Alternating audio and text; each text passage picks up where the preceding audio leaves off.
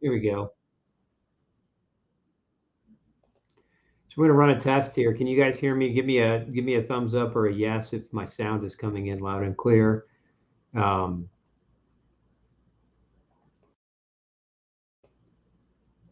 testing, testing, 1, 2, 3. Okay, looks like we have sound.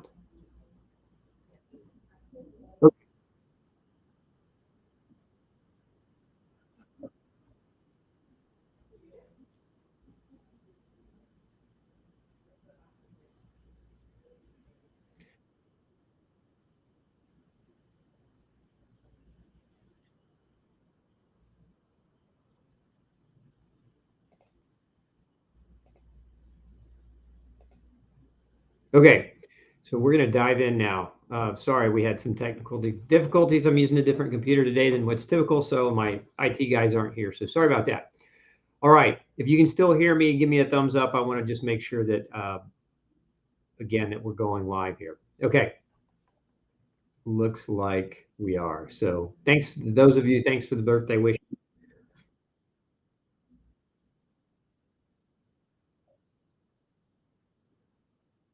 Okay,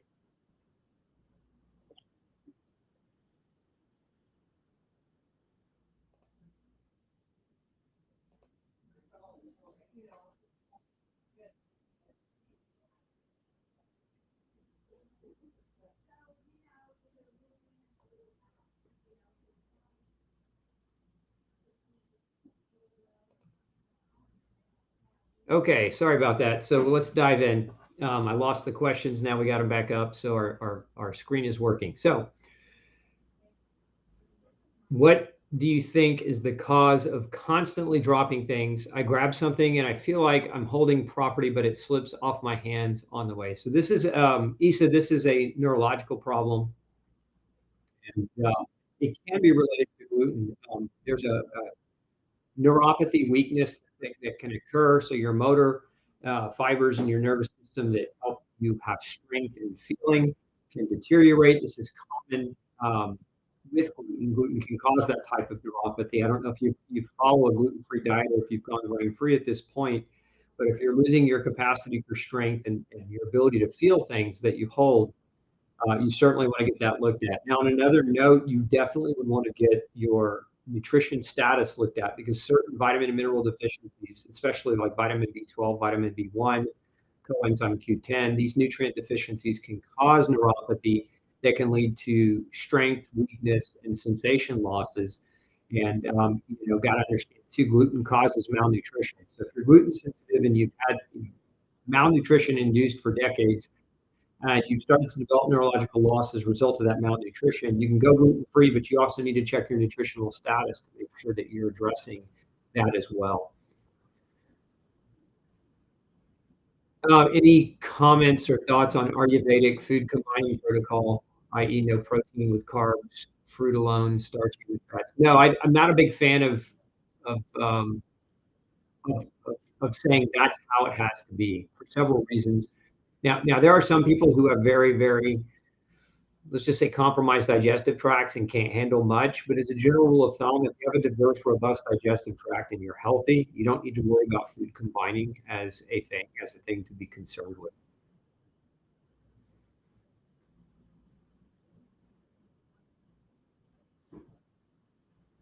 Is it true that melatonin inhibits insulin secretion? Um, I heard that from a neuroscientist. I think it depends on the context. If you're taking high doses of supplemental melatonin consistently over time, yes. If you're talking about melatonin that's naturally derived by sun hitting your eyes, I would say no. I would not be worried about that melatonin causing an insulin reduction or an insulin problem. What are my thoughts about the GAPS diet and what are okay, so let's start with GAPS diet. So GAPS diet is a very much restrictive diet, more so than the gluten-free diet. It's rather close to the no grain, no pain diet, and there are several reasons why it works. There are many carbohydrate-based components that the GAPS diet removes that can be challenging for a compromised gastrointestinal tract. So a lot of people that do well on GAPS, the reason they do well is because their guts are broken. Their guts are not are either compromised by long going ongoing damage, or their guts are compromised by bacterial imbalances or dysbiosis. So a lot of people do well on GAPS when they've gone traditional, like wheat, barley, rye free, and it's not working for them when they go further into GAPS. But again, no grain, no pain diet goes even further, even beyond GAPS for a lot of you that are struggling. You're trying to get some benefit or results on a gluten-free diet. As far as stevia is concerned, I think stevia is fine. Where you have to be careful with certain brands of stevia is they contain fillers or other added ingredients. So if it's just pure organic stevia, it should be just fine without any major problems.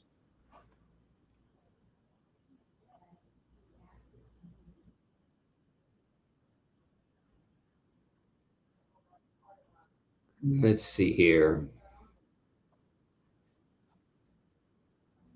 I took advantage of your nutrient deficiency kits that went on sale online. Supplementation is for adults, but I purchased for my children age 14 and 9. What do I do to get correct dosage? Um, you could set up a consultation with with a nutritionist if you'd like to. Just call my office. You could also, if your kids have a nutritionally oriented pediatrician, you could talk to that pediatrician about proper dosing. You could also take the prescribed dosing, they're not so much prescribed, but recommended dosing ranges that we provided to you through the kit. 14-year-olds can use adult doses. 9-year-old, you can cut those dose recommendations in half very easily to have good nutritional support for kids.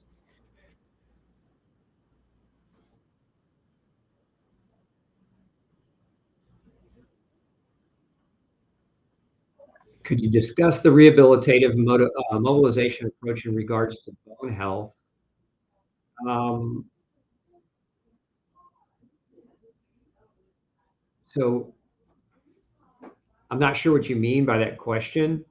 Specifically, if we're trying to optimize bone health, we want to use weight resistance. So, calisthenics would not be the best approach if you're really trying to improve bone density. You really want to enhance your bone density with more pressure, and that would mean weight training. So, resistance training using weights or weighted bands would be one of the best things. Now, where people get into trouble is they can overdo it, or they can exercise when their muscles have not been properly um, lubricated, so to speak, so they don't stretch out, they don't warm up properly. So it's always important before any kind of weight training program that you do an appropriate warm up, and that can be done using calisthenic type movements like jumping jacks or just basic air squats, lunges, um, a light jog, um, jump rope. Again, things that will get lubrication moving. You can also do certain stretches, depending on where you're tight and if you're tight. So if you're tight, for example, in your hamstrings and you're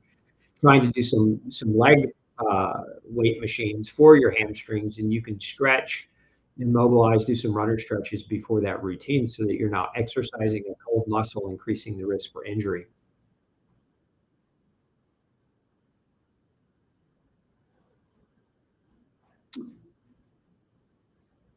What's gluten's role in contributing to an arthritis diagnosis? So one of the things that we know you can do is it can generate or it can create a systemic inflammatory problem. Some of the antibodies that are produced as a result of gluten exposure, those hit the bloodstream and those can damage your joints and lead to a host or a battery of different types of rheumatological arthritis issues.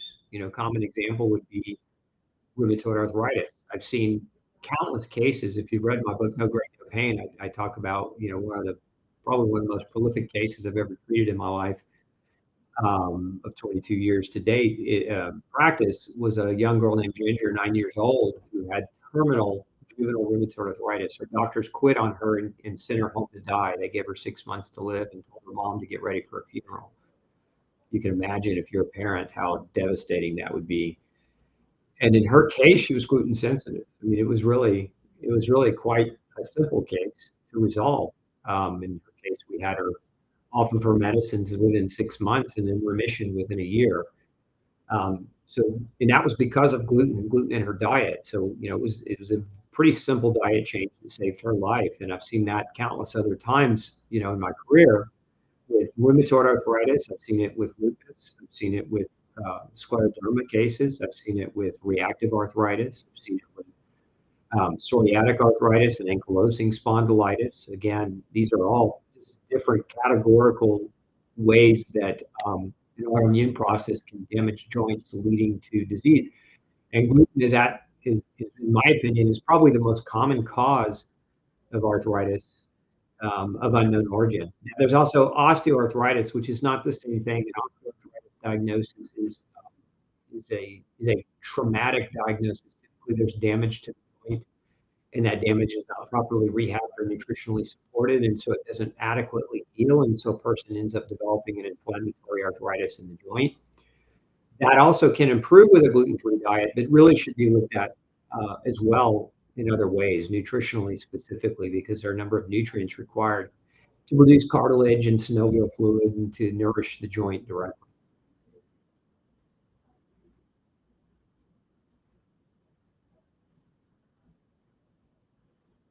See here. 2 weeks ago, I had another DH inflammatory attack. I assume you mean dermatitis piriformis, which is a skin manifestation of gluten sensitivity. This time in my face and scalp. Have it under control due to zinc oxide cream. Definitely, you don't want to have this in your eyes. My opinion on zinc is very important for the skin. It's very important for the skin to be able to heal and repair. Remember, zinc is also a carrier for vitamin A, and vitamin A very critical for skin epithelial regeneration. So if you don't have adequate zinc, you can actually develop vitamin A deficiency. So in that regard, I really like zinc.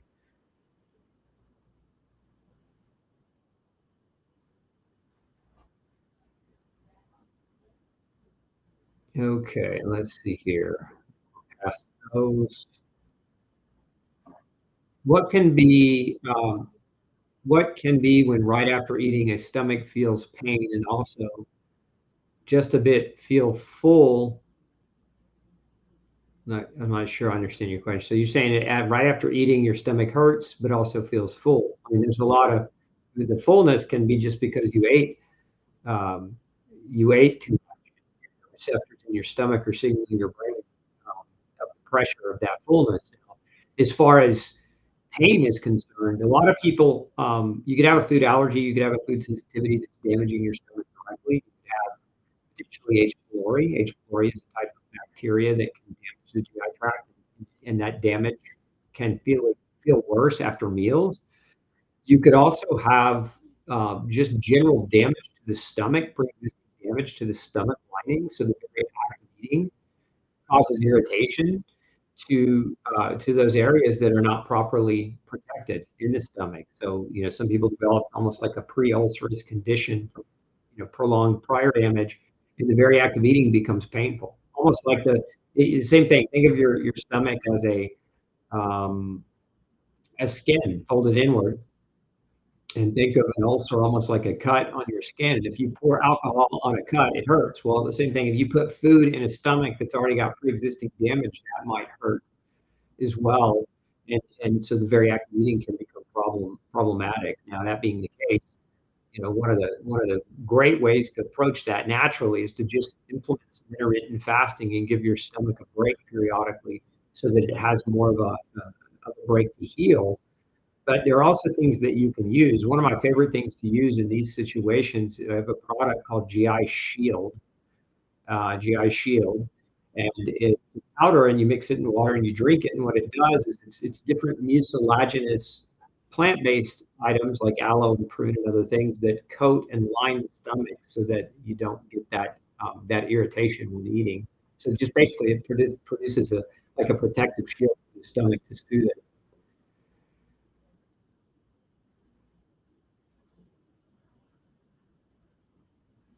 My vision turns to white out, like about to pass out, seemingly with no warning or reason to cause it, whether I'm just sitting, standing, or just getting up. Is this a nutritional deficiency? Possibly. I would have your doctor check you for blood pressure problems is what, what I would be concerned about. Are you having traumatic drops in blood pressure that are making you feel that way? Are you having traumatic drops in blood sugar that are making you potentially feel that way? Those would be like really simple things to have measured just to rule them out. That's where I would start. Let's see, Joyce says, I lost 25 pounds when diagnosed with celiac 8 years ago. I'm strict, gluten free, eat well and clean. I haven't been able to gain weight back and haven't been able to get an answer as to why not. Um, very, very common. So, I mean, the big question is, were you overweight when you were diagnosed? Most celiacs are overweight when they get a diagnosis. Contrary to popular belief, most doctors would tell you that celiacs are underweight because they're malnourished. But most celiacs are actually obese upon diagnosis. So if you lost 25 pounds, was it 25 pounds you needed to lose, or was it 25 pounds that you didn't have to lose? Not sure what your answer is to that. It's a hypothetical, but if you're trying to put some weight back on, weight gain out two major things really. It's about the status of the health of your GI tract and its ability to absorb the food, the nutrients from the food and the calories from the food. And if your GI tract is still damaged, which is very common, a lot of celiacs have persistent chronic inflammatory damage despite going on a gluten-free diet and still continue to struggle. As a matter of fact, some studies show as many as 92% of celiac patients on a gluten to recover healing in their GI tract. So that could be you, Joyce. That's one of the reasons why I wrote No Grain, No Pain, because so many celiacs do the diet where they go wheat, barley, and rye free, but they're not aware that corn can cause damage and rice can cause damage, and even the gluten-free labeled oats can cause damage. So you may have, some issue with those things if you're using the gluten-free diet. I would encourage you, Joyce, to read No Grain, No Pain and apply a diet program there and see if you don't take some weight off. And then if, in addition, you might consider just your caloric intake. How much are you eating? Are you eating enough to sustain not only the current weight, but to actually put some weight on? So, because at the end of the day, if your gut's healed, if it's not inflamed, you could just be not eating enough. And that, that's a very real possibility as well. So starting out with, you can use a BMR calculator. If you go online and just type in BMR calculator, what that'll do is you can type in your age and your weight, and you can get a baseline of how many calories a day your body needs to sustain your current weight. And then from there, you can increase your calories based on your desired weight goal. So you remember there's 3,500 calories in 1 pound. And so generally speaking, to gain 1 pound per week, you'd increase your calories by 500 calories per day if you were trying to gain weight through caloric intake. So start there in those two places, and that might be your answer. Come back to the show and let us know how that worked out for you. Um, what is my body truly craving when it is looking for grains? Probably you have a yeast overgrowth and what you're craving is carbohydrate, not necessarily just grains. That's one possibility, Teresa. Another possibility would be that your body is actually craving the morphine-like compounds found in gluten. There are some proteins when gluten is broken down that actually mimic morphine, and so many people who crave grain and really have to have it are addicted basically to morphine. But it's called gluteomorphin. It's a specialized protein that mimics morphine and interacts with morphine receptors in your body that can create an addiction to grain. So that might be the case as well. For most people, when they go grain free, getting those proteins out, it takes 3 or 4 weeks to really get on the other side of those horrific cravings. But if you have a yeast overgrowth, those cravings won't go away. And so consider that that is a possibility as well. And consider using good quality probiotic with Espelarti. We have something called Biotic Force. We have another one called Biotic Defense. It has Espelarti in it. And then also consider using something that has antifungal properties. Vitamin C has antifungal properties. Caprylic acid also has antifungal properties, and those may be things uh, that you can do.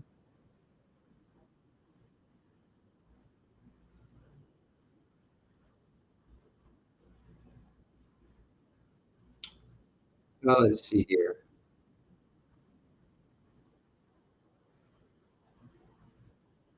So vitamin C and minerals and supplements give my stomach upset, stomach pain, and shortness of breath. Is this a sign of poor stomach lining? It very well might be, Eric, and that's where, lining your, again, using those mucilaginous like GI Shield might be helpful in that regard. Hi, I have a severe migraine. What can I do? Go gluten-free. One of the largest and most common triggers for migraine headaches is gluten. There are other triggers certainly as well. And you can search my name, Dr. Osborne, migraine headache triggers, and you can pull up. I did an entire show on headaches. You can pull that show up as well on our YouTube channel, and get more information specifically about what other things might be helping those headaches along, and then remove them because again, migraines have triggers.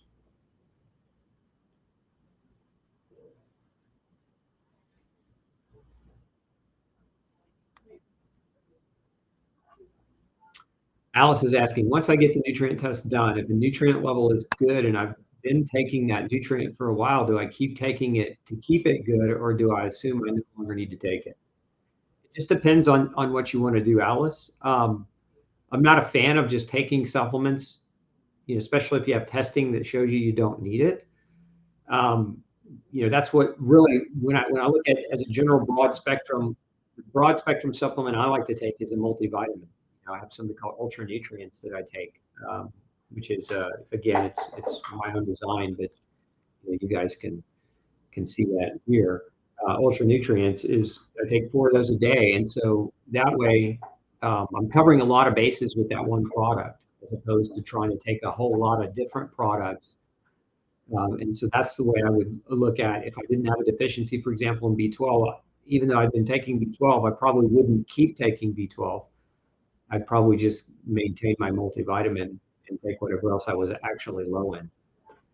Let's see here. Do stem cells help with low cardiac ejection fraction? My 77-year-old mom has an issue. So maybe. My experience with stem cells is pretty much this. If your nutrition is poor, stem cells don't work very well.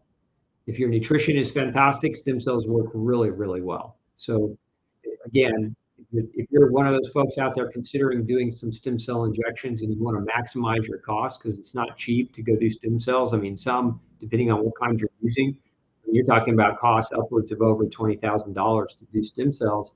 If you're going to spend that kind of money, dial your nutrition in first, because you'll have, I've had many people come to me over the years who've had stem cells, didn't have a result, and then when we corrected their nutrition, and then they went back to do stem cells again, they did have a result. Like they had a much more profound result. And so your nutrition is key for stem cells to work. Remember, stem cells are relying on the resources within your body. They're not just magical cells that heal everything. You heal based on the supplies that you have present in your body. And if you're deficient, those stem cells are not going to do their job efficiently. And so, again, get your nutrition checked.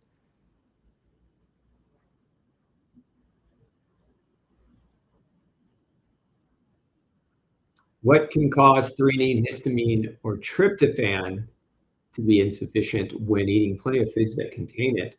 You might have a problem with your acid production. I mean, the base theme of what you just mentioned, threonine, histamine, and tryptophan, is that they're all amino acids, right? And so you get amino acids predominantly from foods that contain protein, whether it be plant or animal source proteins. Some people have low stomach acid production, and if that's you, the issue could be that you're malabsorbing the amino acids from the food that you're eating. So continue using a supplemental acid like betaine hydrochloride. We have a product, Wendy, called Ultra Acid that you can check out, and just go to Gluten Free Society and type in Ultra Acid in the search engine. You can read more about it, but that's something you might consider taking. How long should I do a gluten challenge for an accurate blood test? Most doctors want you to do it anywhere from 2 to 4 weeks. And I've heard some doctors say, I want you to do it for 2 to 3 months. Look, I'm not a fan of poisoning yourself to go do a blood test. If you really want to know, Khalid, about gluten, get a genetic test done. DNA testing is going to give you a genetic predisposition. And if you're genetically predisposed to reacting to gluten when you eat it, you shouldn't eat it. regardless of what a blood test says, because the other problem with blood tests is they're based on antibody production. And many people with gluten sensitivity have poor antibody functions. They don't make adequate antibodies. And so when they go get a blood test that measures antibodies, because their antibodies are deficient, they get a false negative. You can't get a false negative on the DNA test. DNA is what it is. Your genes are what they are. If you have genetic predisposition, that's going to give you the best solid information to help you navigate the diet. Can iron supplementation cause SIBO? No. Does it cause SIBO or SIFO to become worse? Not typically, no. You can have symptoms when you're taking too much iron, and that can emulate SIBO or SIFO, but it generally won't cause them to be any worse than they already are.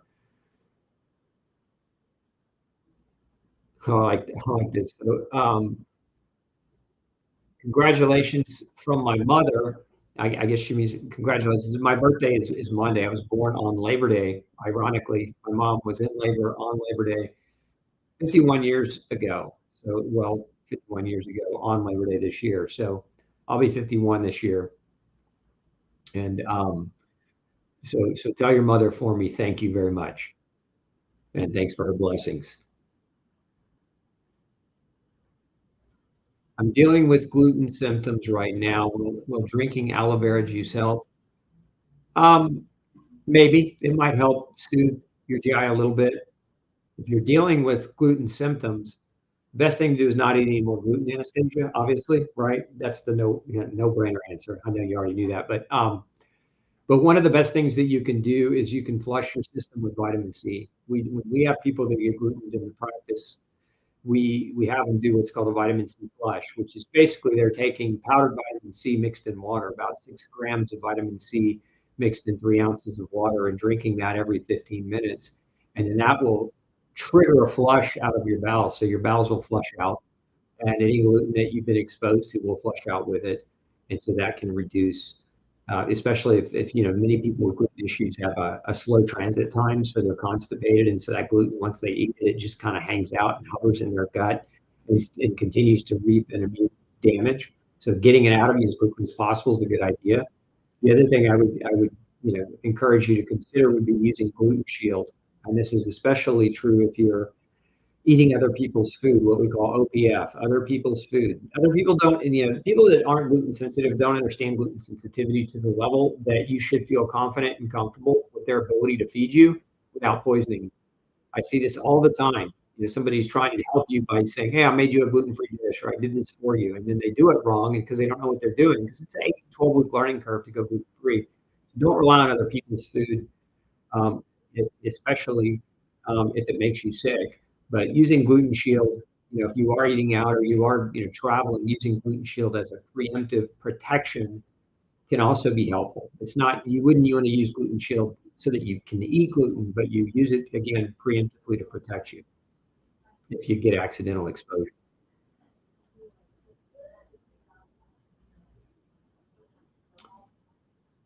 Can overeating nuts and nut butters have an effect in nutrition status and digestive health? It can. Certain nuts, depending on what you're eating, Eric, certain nuts are high in oxalate, and some people are oxalate sensitive and don't do well, like almonds particularly are extremely high in oxalate. So a lot of people going gluten-free continue to struggle with problems because they also have an oxalate issue.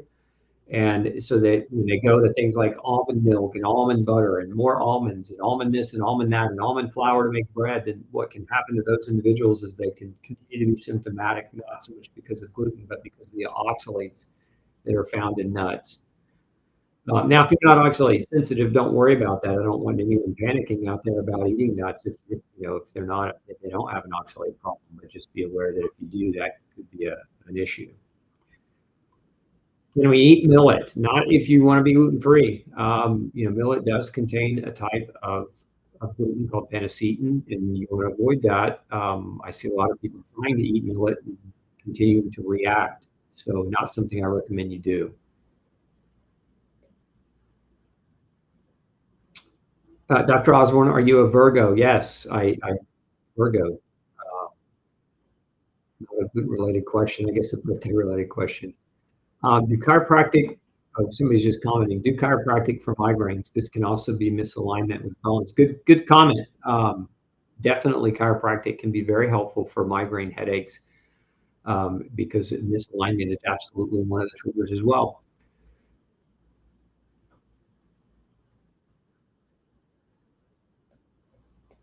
Let's see here.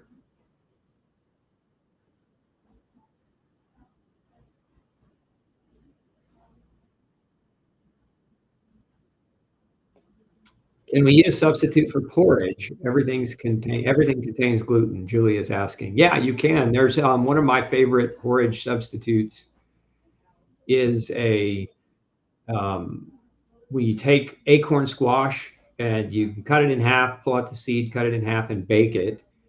And then once it's baked, you bake it around 350 degrees for 45 minutes, make it nice and soft, and then you carve out the insides into a little mini food processor and blend that out. And what I like to do is I like to sprinkle in a little bit of cinnamon and even some walnuts, or nuts of your preference, and blend that together, and it makes a nice texture, nice consistency, but it has a taste familiarity that you might remind you of eating porridge. And so that's again using acorn squash, a very good way to get a kind of a pseudo porridge, if you will. Should we avoid espresso? Maybe, maybe not. I mean, espresso is pretty high in caffeine. I think a lot of it just depends on how you do and how you tolerate caffeine. There's some evidence that shows that people with gluten-induced stomach damage don't do well with excessive caffeine, at least until the stomach damage heals. And so there's also evidence that too much caffeine, depending on the quantity that you're consuming, can be a gastric irritant as well, even if your stomach is healed. So I'm not opposed to people drinking coffee when I guide them through our protocols, but what I am is always ever aware that coffee for many is an irritant, and caffeine in that coffee can be irritative for many, and not just to the stomach, but also it can be an overwhelming stimulus to the adrenal glands if they're in adrenal fatigue. So you just got to be careful around the caffeine. I would say if you do kind of a simple at-home litmus test around caffeine is if you can stop drinking your coffee or your espresso and you don't suffer with severe irritability, headaches, muscle cramps, vision disturbances, then you're not addicted to the caffeine. But if you stop drinking it for a few days and you find yourself in a really pickle and feeling awful, that's your cue and that you maybe need to control it because you have a drug problem. Caffeine is very much a drug, although people generally don't give it credit for that. But it can definitely slow down a person's healing progress if it's not a good fit for that person. So just be aware. Yeah. So the question, if I have an oxalate problem, can it make me pee very slow and cause arthritis? Yes, it can. High oxalates are how kidney stones form. There's a type of stone called a calcium oxalate stone. And so that can, if you get a stone, that certainly can affect your urinary flow. But oxalates can also lodge into your cartilage and cut your cartilage. They're like little microscopic razors. Oxalates are little tiny glass shards floating around in your body. So if you have super high oxalates, it can definitely do physical damage to your tissue, including causing arthritic problems.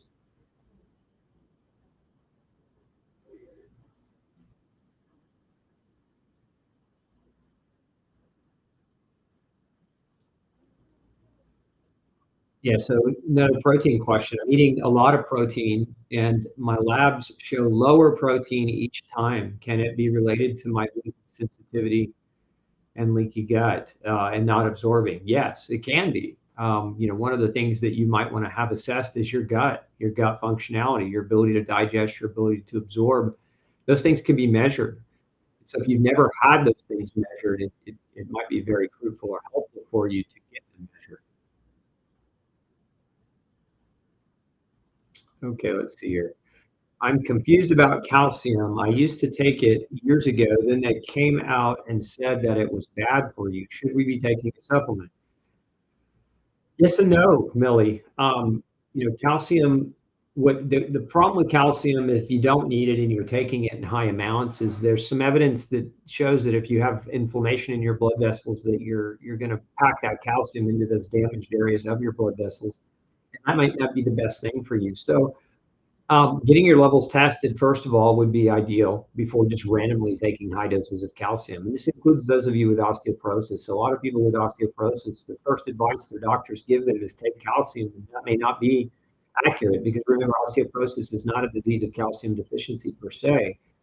That doesn't mean you don't need calcium, but it just also doesn't mean that you do. So testing and not guessing becomes, in my opinion, a very critical thing to do before just randomly taking a bunch of calcium. Now, if you're going to take calcium, it's important that you're taking vitamin D and vitamin K and magnesium with it, simply because that is going to help guide the calcium to get where it needs to go. Vitamin K directs how calcium is pushed through your body, so it prevents the calcium from landing in your blood vessels and instead helps calcium find its way to your bone. So if you are going to take calcium, it's not a bad idea to take it with the vitamin K, particularly vitamin K2, because again, that guidance that vitamin K does for calcium.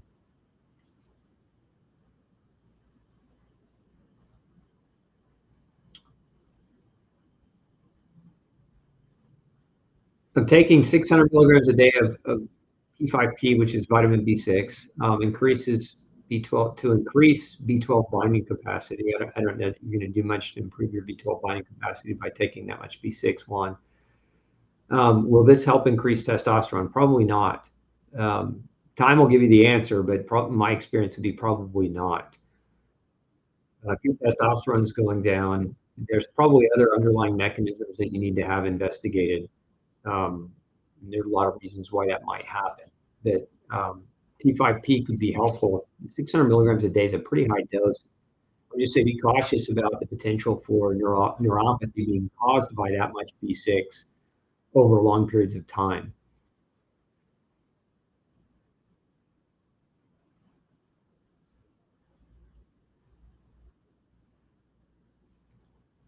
My glycine is low. I'm taking a supplement, but what is causing it to be low? I think this is a kind of an offshoot to some of the other questions around absorption of amino acids and proteins. So a lot of people have amino acid deficiencies because of low stomach acid.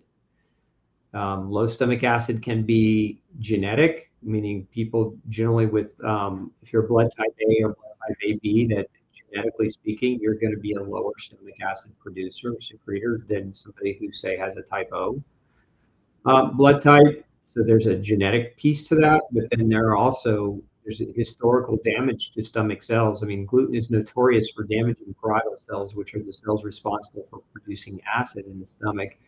And so some people with gluten sensitivities will develop amino acid deficiencies because their acid producing cells in their stomach are damaged by it by eating gluten. So those are two kind of more common mechanisms that we see. So I would look in those directions first, probably.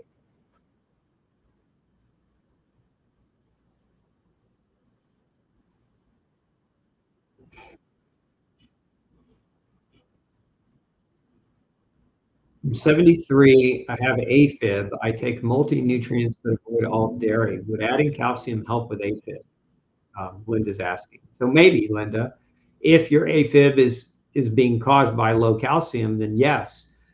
But AFib can be caused by more than just low calcium. You can have low magnesium. You could have low potassium. AFib could also be contributed to in cases of AFib where people needed to go on low oxalate diets.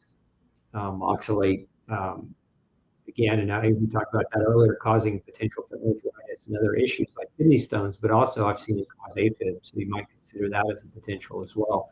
You can ask your doctor to measure your oxalate levels to get you at least a kind of fundamental objective measurement.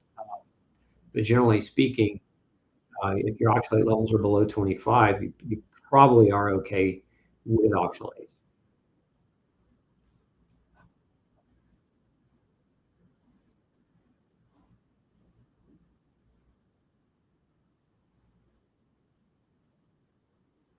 Mm,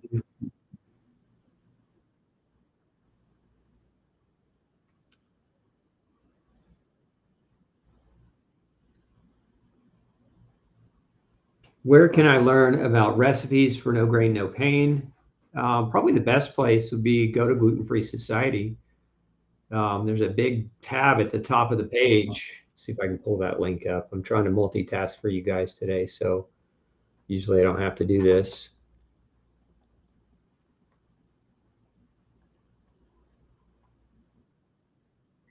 Here,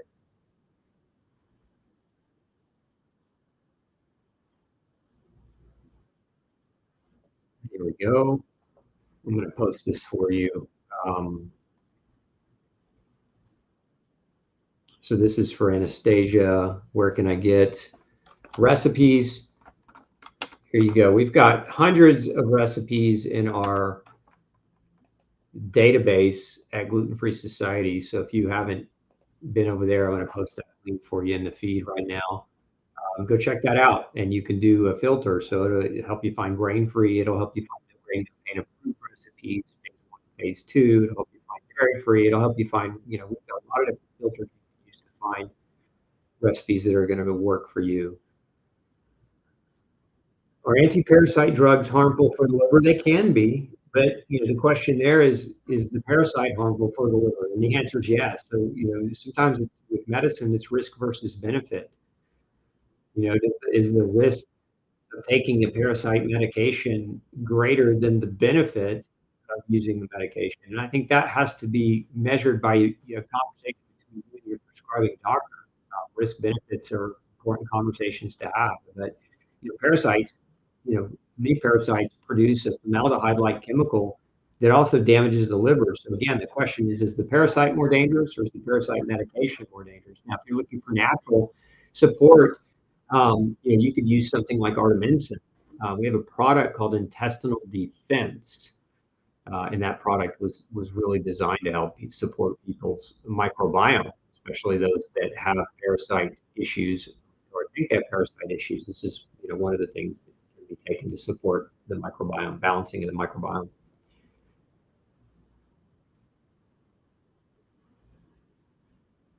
I love this. So Simone says, I'm from Trinidad in the Caribbean. I love it when we reach out to other places in the world.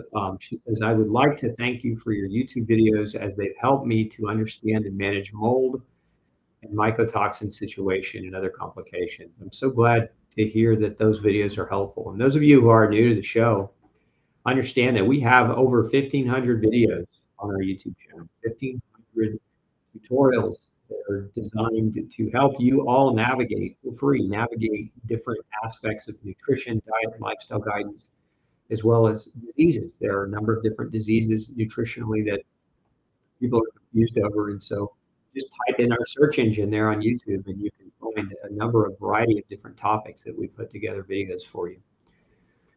Varsha wants to know, is vitiligo curable? Please reply. So it's a tough question, Varsha, because the answer is, in my experience anyway, with it is yes and no. I've seen people that have had vitiligo where they had repigmentation when they went gluten-free. I've also seen people that didn't have repigmentation. I've seen people where the pigmentation was aggressively happening, and when they changed their diet, the pigmentation stopped progressing, meaning it didn't continue to spread. But it also, the skin that was already depigmented did not repigment. So I think it depends on the person. I think it depends on the unique situation. I think it depends on the triggers. Remember, vitiligo is an autoimmune disorder. And generally speaking, with autoimmune disease, there's four types of triggers. There's food, which gluten is the most well-studied of the foods. The second trigger is microbe imbalance, so having an imbalance of microbes. And the third trigger is chemical exposures.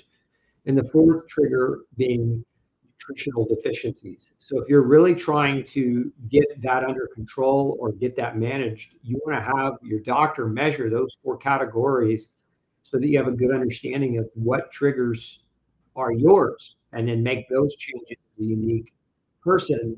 And then time will give you the answer more than any doctor is going to be able to give you the answer. I would just encourage you, though, to not give up. A lot of doctors will say vitiligo is permanent, it doesn't go away. And it's just not been my experience. I've seen it go away and I've also seen it not go away. But, again, everybody's different. So not looking will get you nowhere. Looking might actually help you on your path.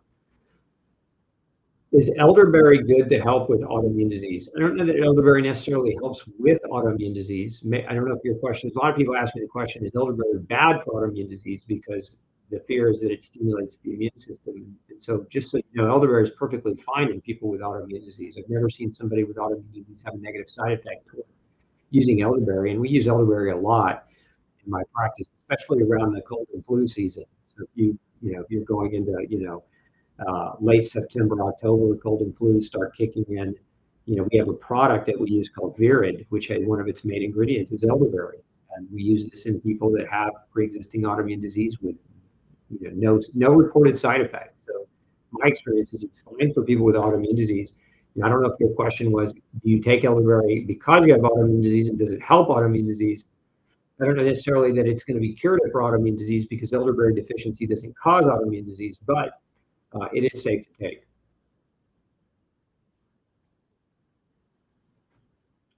Talk on healthy cleaning products, toothpaste, shampoo, etc. Try to go to EWG, but it's hard to figure out what is what. Yeah, that's an area where we don't have a permanent list of products that we recommend. I'm working with a few chemists to design some cleaning products, toothpaste, shampoos, etc. Because we want to have grain-free options for people that we can trust, and that, because the problem in the industry, they change their ingredients every several years. You get a good product, and then all of a sudden the company sells to another company and they change the ingredients, or there's just an ingredient change for whatever reason, and you end up with a product that is no longer a good product. So it's why we don't have a master list of those types of things, because that very reason. I just don't have the bandwidth or the manpower in my business to be able to keep up with that in the vast changes that occur. So we've brainstormed this a number of times, and we came to the conclusion we just need to come up with some products that people can use. The challenge there is we don't want to publish or put anything out that's not high quality, because if you use it, we want you to have a great experience, and we want you to want to use it again. And so if we put out an inferior product that doesn't do a very good job, then that's not good for anyone. So you just have to, in that regard, I don't have a list. EWG right now is the best website to use to try to determine what's in your product. But beyond that, be patient with us. We're working on it. I just want you to know we are working on it.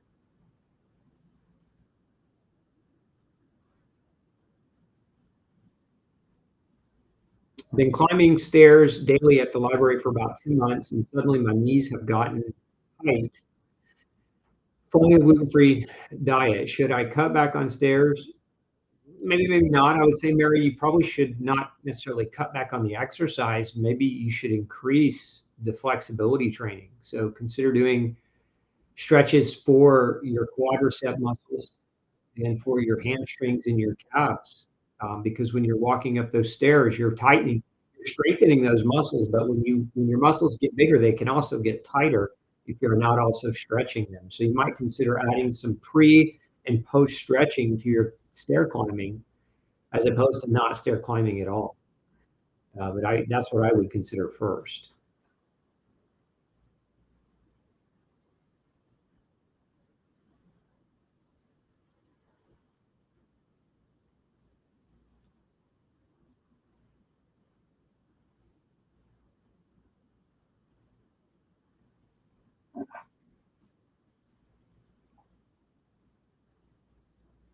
My 91-year-old aunt has Strep B. She's put on antibiotics, but she wonders what is the cause.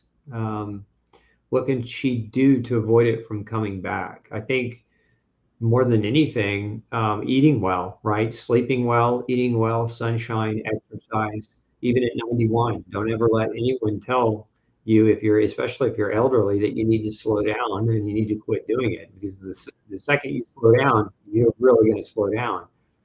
But Strep B, to keep it from coming back, just good support would be a good solid probiotic would be one thing that she could do supplementally to just support healthy microbiome level.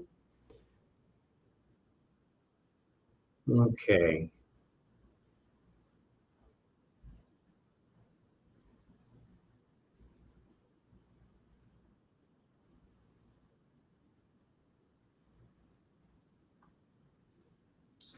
green juicing and powder put me in the hospital with ventricular fibrillation. Yeah, it could have been an oxalate issue for sure.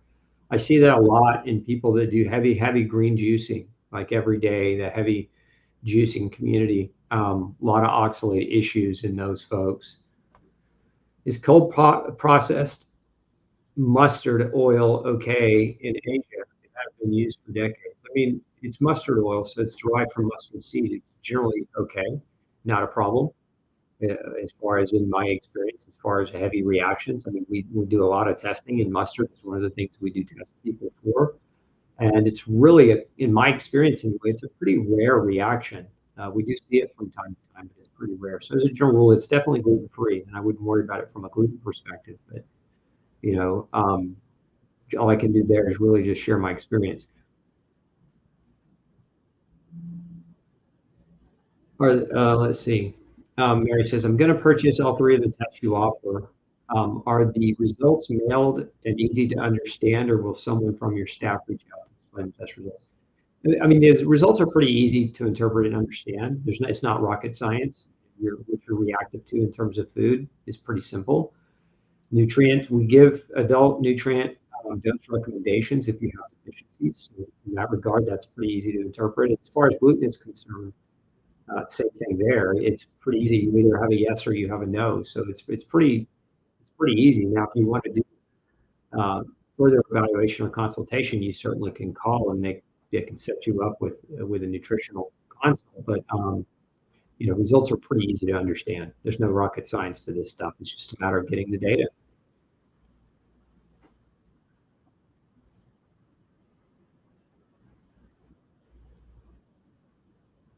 Oh, thanks for the commentary. Thanks for the thumbs up and vote of confidence. So the comment, it's true. No Grain, No Pain is one of the best books I've ever seen. No joke. I have even printed the Dr. Osborne Leaky Gut Guide. So much knowledge. Read the book. Thanks for that shout out on No Grain, No Pain. And any of you watching this, again, especially if you're new to the channel, and you have not read No Grain, No Pain. It's like the beginning. I don't want to compare it to the Bible because the Bible is the most important book, but as far as health and a health guide for the modern world and today, No Grain, No Pain is a very good book to have by your side to reference because it goes even beyond just gluten. It goes into so many other topics and discussions around just how to be healthier, nutritionally speaking. So I highly encourage you to have a copy.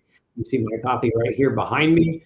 Um, and that way you can get a good start on that diet because that part, I mean, a lot of people say, I can't afford functional medicine or I can't afford to go see a doctor like Dr. Osborne. That's okay. Start there first. So many people I've seen and so much communication that we've had over the years, people writing in, Dr. Osborne, your book saved my life. Your YouTube video saved my life.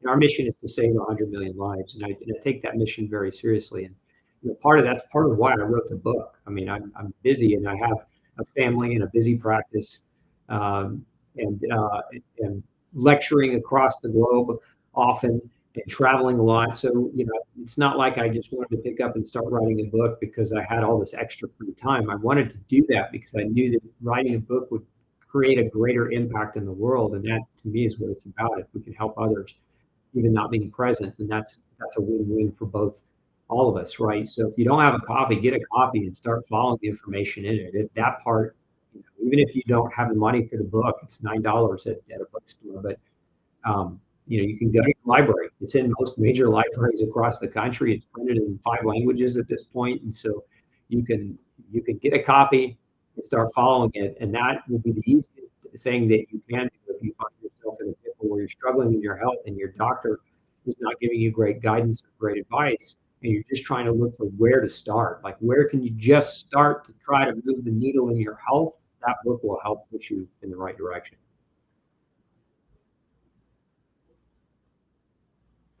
I've been craving sweets lately, but resisting. Should I add more protein to my meals?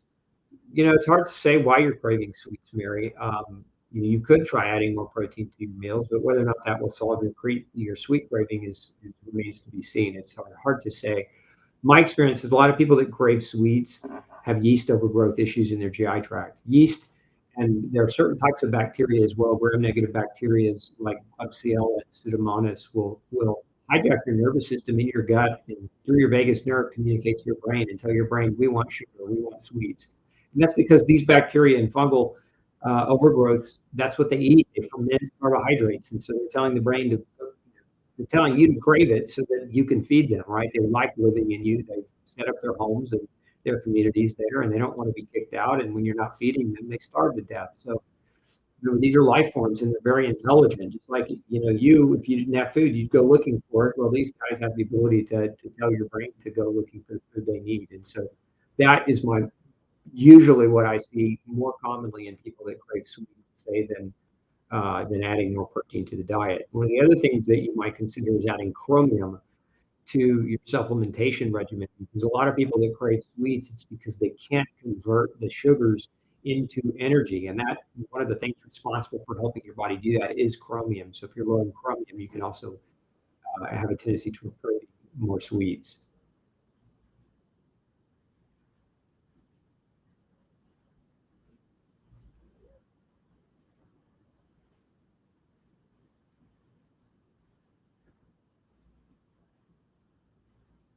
Let's see here. I went carnivore recently and doing great. Had my annual blood work done, and my lipo-B is 355. My triglycerides are low, and my HDL is high. Will my lipoproteins go back down after my body settles? Maybe and maybe not. I wouldn't worry. I mean, I know there's a lot of doctors out there raving about lipoprotein B and lipoprotein A as being, really hugely problematic for the increased risk for heart disease, but I don't think it's that simple.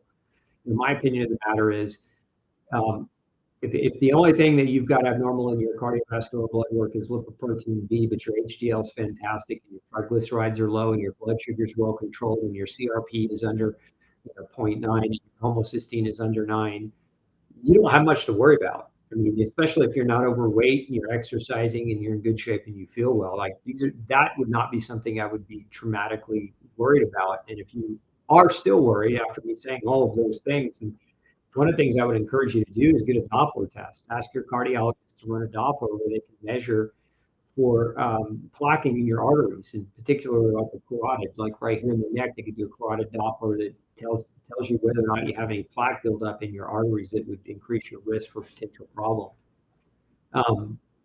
But again, the whole cholesterol thing has been far overblown for far too long. It's like, at what point are we going to look at the empirical data instead of relying? I mean, look at who we're relying on for a lot of this. We rely on the drug companies to provide the studies about the very drugs that they're trying to sell us, right? You want to talk about Fox in the hen house. I'm not even going to talk about the last 3 years and the corruption that occurred there, but just look at the history of some of these companies, how much they've paid out, how many billions of dollars have a lot of these drug companies paid out in fines for directly lying to us, for lying about their research, for lying about how their drugs work, for lying about what their drugs work on. And this is who you're trusting, right? You're trusting people that stand to make the greatest degree of profit, who have no ethics and morals. And the issue is there's nothing wrong with making or earning a living. We all do it. Everybody has to go to work and make a living and earn money. And money's not bad. It's a tool. Just like, guns aren't bad. They're a tool. When they're in the hands of someone bad, they become a tool for evil. When they're in the hands of someone good, they become a tool for good. That being said, you look at the cholesterol message, and it's been largely that your body's broken and that you need to take a pill to influence all of your lipoproteins and cholesterol molecules down, because those are somehow evil and responsible for the plague of heart disease on mankind. And none of that's true. None of that's ever really been proven scientifically. It's all been postulated and it's all been injected into the ideology of mainstream society, but it's never been proven. And most of the real data, the long-term studies that have been done that were not under drug influence and were not funded by drug companies, show that lowering cholesterol really doesn't have an impact or a huge benefit. And there's actually potentially great deficits that can come, health deficits that can come by lowering your cholesterol. I mean, we know cholesterol lower than 150 causes suicidal ideations. We know cholesterol is necessary in females for the production of estrogen and testosterone and progesterone, and same in males.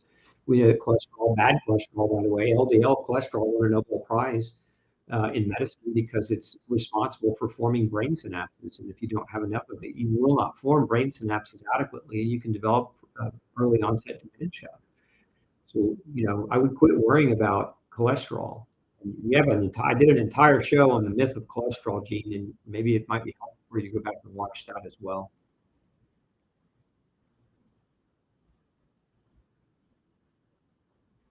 Danny's asking, there have been some big studies on inositol and Hashimoto's, not on Graves. Is it safe for Graves? I want to take niacin with inositol, but afraid. No, I wouldn't be afraid to take inositol. It's very safe, even if you have Graves. We've had a number of folks with Graves on inositol over the years. So that wouldn't be my biggest concern. Remember, inositol's been studied to be safe, even in cases of autoimmune disease, at multiple gram doses. So, but if you're taking, the amount of the dosing structure for somebody with a thyroid condition is about, it's about 1,800 to 2,000 milligrams a day, which is about 18 grams lower than the safety threshold of what's been studied on inositol. So I wouldn't worry about it being problematic if you have Graves in that regard. So if you're looking to take it, take it. And even more specifically, if you want to know whether you need it, get a good test done where you can measure it, and then you can take it with greater confidence.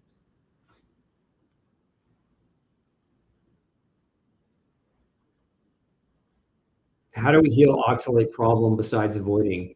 Um, so avoidance is number one because your body will flush out the oxalate over time. So that hands down, you have to do that. But number two, a couple of supplements that can be helpful for binding of oxalate. Number one would be a good CalMag. Number two would be a good joint support product that has glucosamine chondroitin.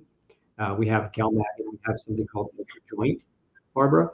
And then also you might also consider a good probiotic with lots of bifido and lactobacillus because bifido and lacto have been shown to break oxalate down in food. So those three would help support you on your journey if you're trying to explore that low oxalate realm.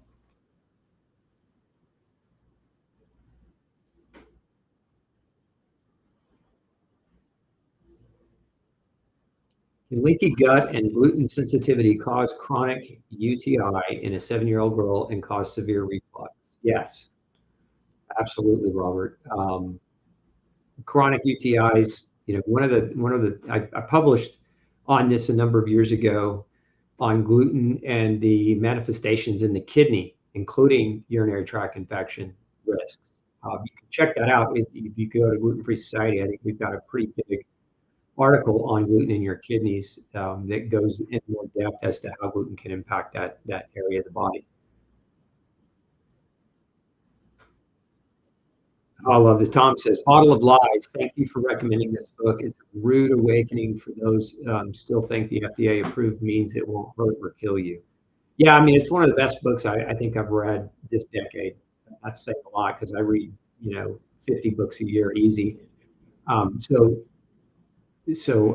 if you haven't checked it out and you're on prescription medications, if you're on generic medications, in my opinion, it's a must read.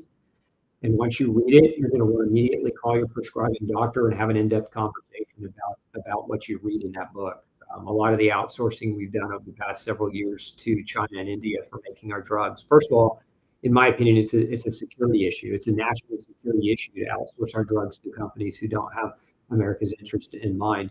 And that's not the not all of my audience is from the U.S., but I think, I think any country could agree. You wouldn't outsource something so important as the health of your nation to another nation who doesn't always have your best interest in mind, no matter who you are, whether you're America or any other country in the world. It doesn't make sense to do that, but we've done that, and we've done that in the name of the mighty dollar, unfortunately, and it's created a lot of health issues and problems for folks.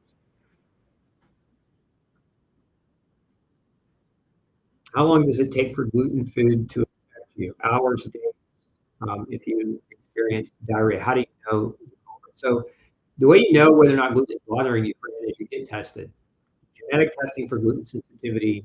If you're not sure, some people commit to just diet and do an elimination diet and they go gluten free, and that's fine too. It's free to do it that way.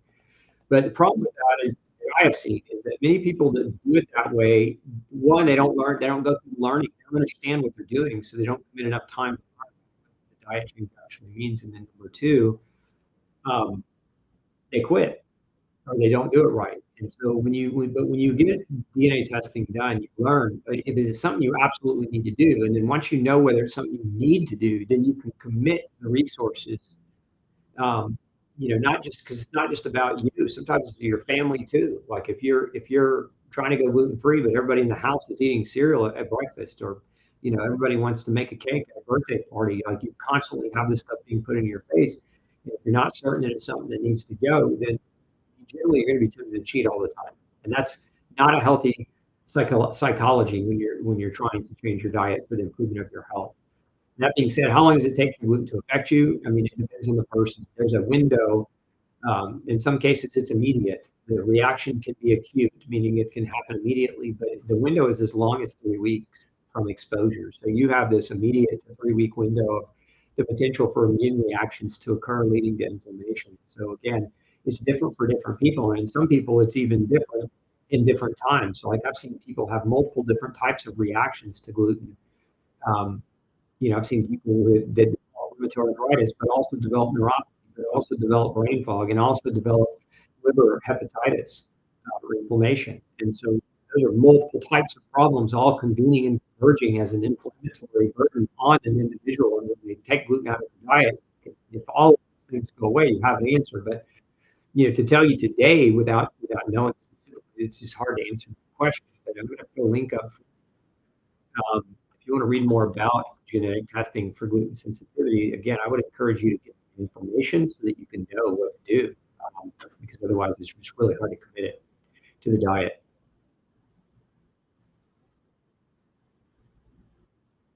Would daily celery juice cause an oxalate issue? Yes, it can. I know a lot of people who, I think there's a popular author who recommends, like celery juice every day for bowel movements and for cleansing. And I've seen a lot. I've seen some people do well. They do okay with celery juice, and I've seen some people where the high oxalate levels really wrecks them. I think everybody's a little different in that regard. But if you're doing high doses of celery juice just on generic advice and you're not feeling well or you're feeling worse, then you might absolutely want to consider oxalate as a problem.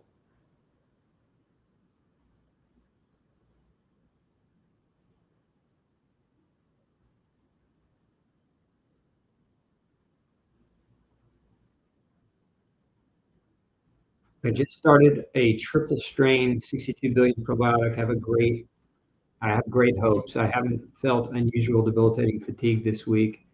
Keep thinking it's psychological, too good to be true. No, I mean, a good probiotic can make a huge difference in a person's health. So if you're finding that type of improvement, I'd say stay the course, because the general rule probiotics are not dangerous to take. They don't have this huge risk benefit like many prescription medications do. They're generally, if they don't work, you're not going to see an improvement, but you're not necessarily going to see a detriment. I'm on thyroid and synthroid support. I was in the gray area in testing, want to get healthier, was blood tested at a reputable lab, high gluten sensitivity, and hoping things improve. The other thing you want to consider is synthroid. If you're taking synthroid, it has corn in it. And my experience has been that many people with gluten sensitivity are reacting to the corn fillers in synthroid. And synthroid also has dairy fillers in it as well. So you might want to consider talking to your prescribing doctor about compounding a drug, a synthroid equivalent, or consider Tyrosint, which is a prescription medicine that can be written and doesn't have any of the fillers in it. It just might, for people with gluten sensitivity, in my opinion, it's just a better choice typically than Synthroid.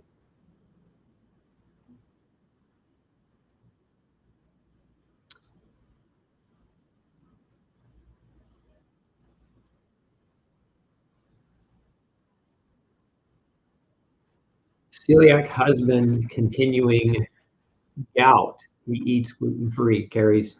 So the question Carrie, I think, is asking is her husband has gout, but is also celiac, but he's gluten free. Well, Carrie, the question that I would ask is he grain free?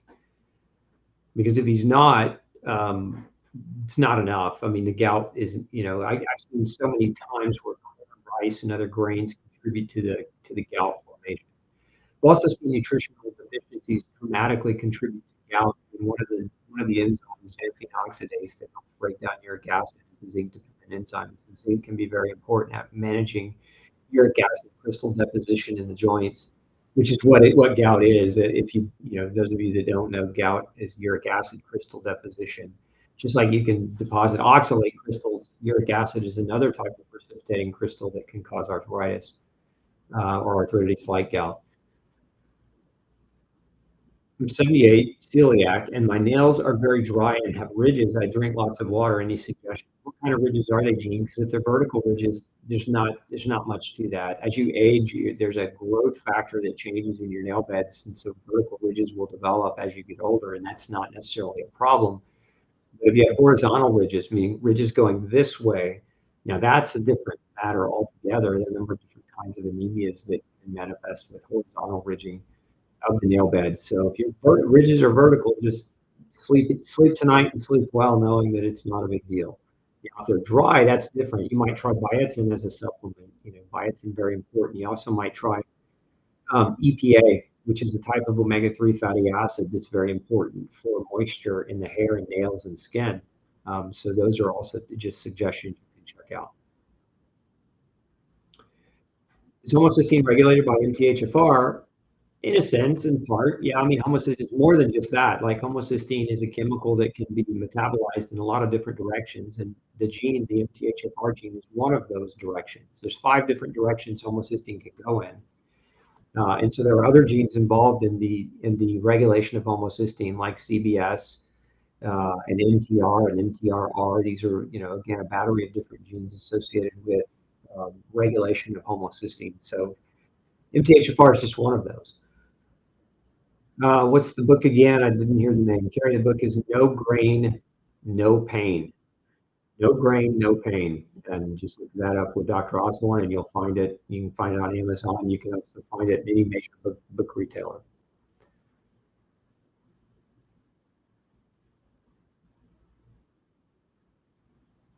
Can you heal a leaky gut if you have diverticulosis? Yes, you absolutely can. But the bigger question is, why do you have diverticulosis? And that's something that should be investigated as well. What do I think about stem cells for large or for late stage kidney disease? I think you could try it. Look, I'm not a stem cell doctor, so just to be honest with you, I wouldn't consider myself, Dana, to be the expert opinion of stem cells for different types of medical conditions. Beyond this, what I said earlier, which is I have seen a lot of people go do stem cells, and they were disappointed in the results. And when they come in, what we do is we check nutrition, we check diet. We measure for, food chemicals, we measure for microbial imbalances, we measure for vitamin and mineral deficiencies. And when we do that and we apply that information, the outcomes are very often phenomenally good. And a lot of these people will go on, beyond that to do stem cells and respond very well, even if they hadn't responded well doing stem cells before, going through our process. So to me, the stem cells are only going to be as effective as the status of your underlying base nutrition. If your base nutrition is poor, I wouldn't expect any miracles with stem cell therapies.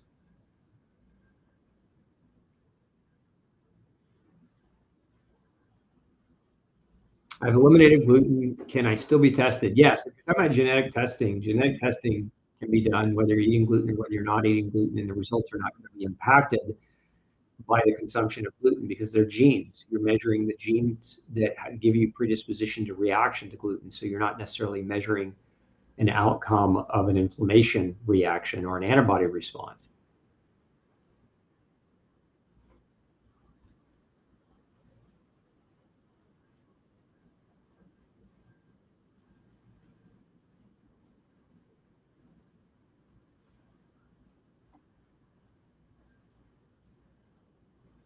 Okay, so question is, I was diagnosed with Ramsay Hunt in 2012. 16 weeks ago, I started experiencing a rash in the same area of nerve damage. I wouldn't blame everything on Ramsay Hunt. I would look deeper at your diet if you haven't already. I mean, yeah, you can take NAC. There's a lot of things you can do. But it's just been my experience, Cheryl, that a lot of times when people get these kind of more rare genetic diagnoses, unfortunately, when they get the diagnosis, there's a precondition psychologically that makes them now want to blame that genetic diagnosis for all the problems that come forth that are related to that disease.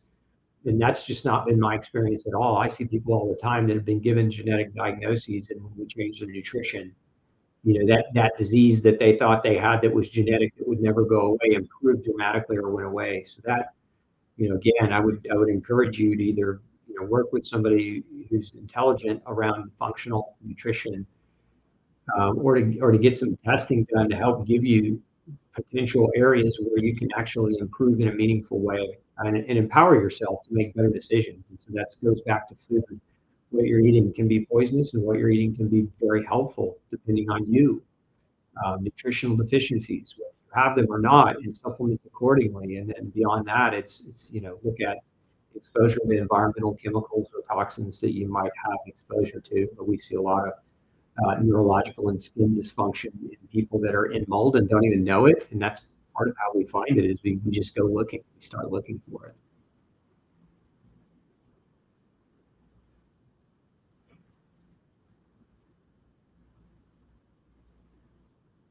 Any genetic connection between celiac and Crohn's? Yeah, HLA-DQ2, 8, 1, and 3, Alessandro. So if you have those genetic markers, uh, there's a greater risk for the development of celiac and or Crohn's.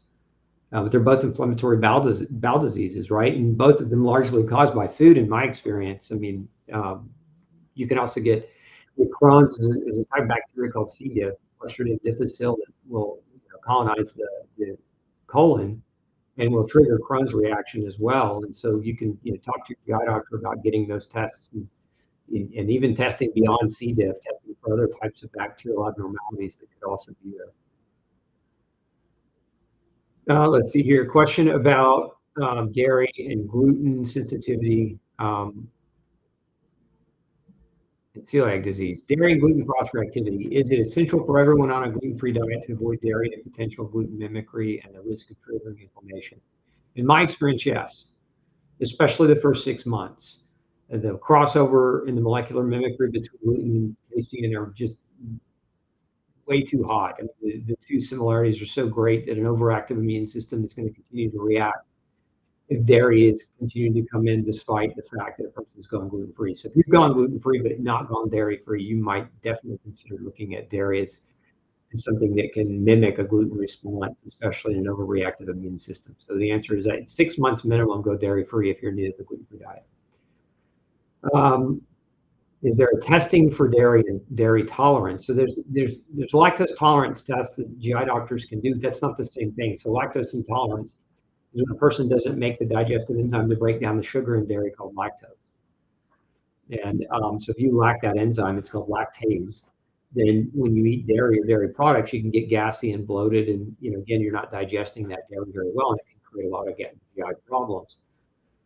And you can get tested for dairy intolerance in that way. But if you're talking about testing as far as like dairy sensitivity and immune response, one of the better tests is what we offer at Gluten Free Society, which is a lymphocyte response test. So it's actually taking the lymphocytes and measuring their reaction to dairy in real time. So that would be what I would suggest if you're looking for tests to determine whether or not getting dairy out is a good idea. But again, if you're gluten sensitive, I would recommend you get it out anyway. And then, are there dairy alternatives? So part 3 of the question, dairy alternatives. I mean, there's a lot of dairy alternatives.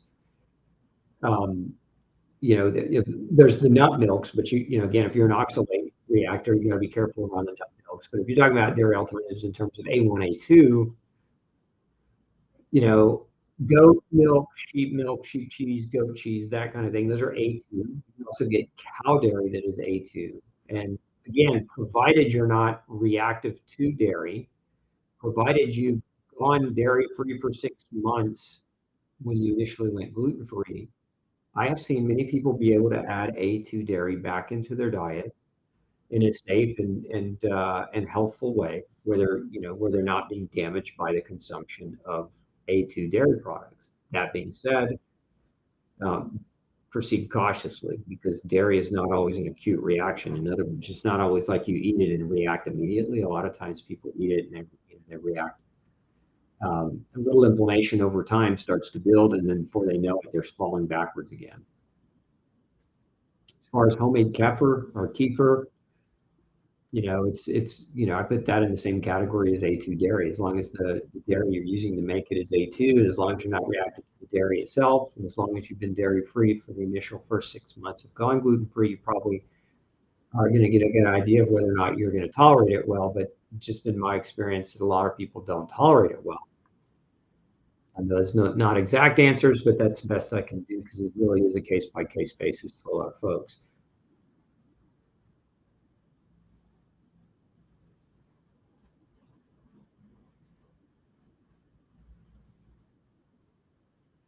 Is it still possible to be suffering withdrawals after 5 weeks of a grain-free diet? So dizzy and can't stand up. Which you need to get um, deeper investigation. If you're 5 weeks in and you're so dizzy you can't stand up, there may be something else going on in your life or in your nutrition. I mean, there are a lot of potential possibilities. You may be just malnourished in other ways from years of gluten. You also may not be eating enough food overall, and so your blood sugars are dropping, and that's causing you to be in this perpetual state of hypoglycemia, which can also cause dizziness.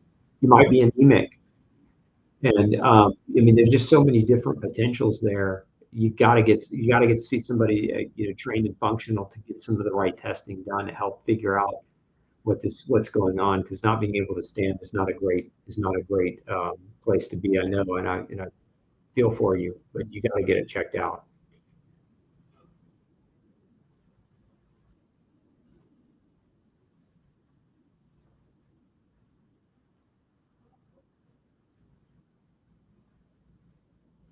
I have osteopenia. I'm grain-free and dairy-free, allergic to nuts and seafood. I also have to follow the FODMAP diet for IBS. How do I get enough calcium in food to build bone? How do you know you need calcium? I mean, you may be getting enough calcium from what you're already eating. Get your calcium levels checked and make sure it's even something that is necessary at this point. If you're trying to just take calcium supplementally, use our CalMag product called Ultra CalMag. It's a good supplement. You can use it for that just generalized support, but I would encourage you to get some testing. Are eosinophils associated with IgA, IgG, immune reaction? They are with IgE. Eosinophils and IgE will acute reactions, classic allergy reactions. IgE and histamine, really histamine is what causes the vasodilation and the filtration and the broad spectrum symptoms, runny nose, itchy eyes, skin can break out in rashes or hives. Those are classic IgE responses associated with elevations in the eosinophil levels. Eosinophils can be elevated for many reasons, but the two main reasons would be a person has a parasite infection. So if you have high eosinophils, you might ask your doctor to rule out a parasite. The other reason why I see eosinophils elevated is a person's being exposed to food or environmental allergies on a frequent basis. So having tests done to rule out what you're allergic to also can be very helpful.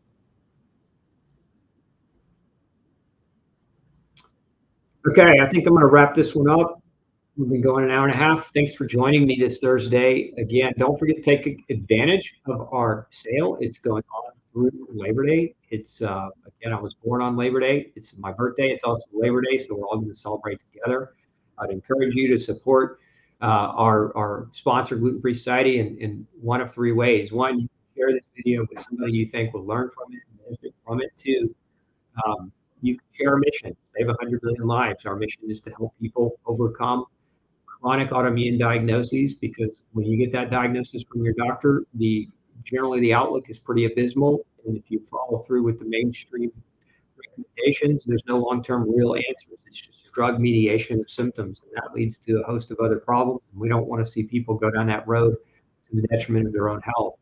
Or number three, you can go to Gluten-Free Society and use our products if you're looking for good, high-quality pharmaceutical grade supplements, or if you're looking to get some advanced testing done because your doctor's not complying or not helping you try to figure this out, you can get genetic testing, you can get nutritional deficiency testing, you can get food sensitivity testing done all through Gluten-Free Society now. So any one of those things, and if you want to save money this weekend, you can use our code. Our code for the sale is BDAY20. So that's B as in boy, DAY 20. Thanks so much for tuning in. I'll see you on Tuesday night for a very special episode of Dr. Osborne's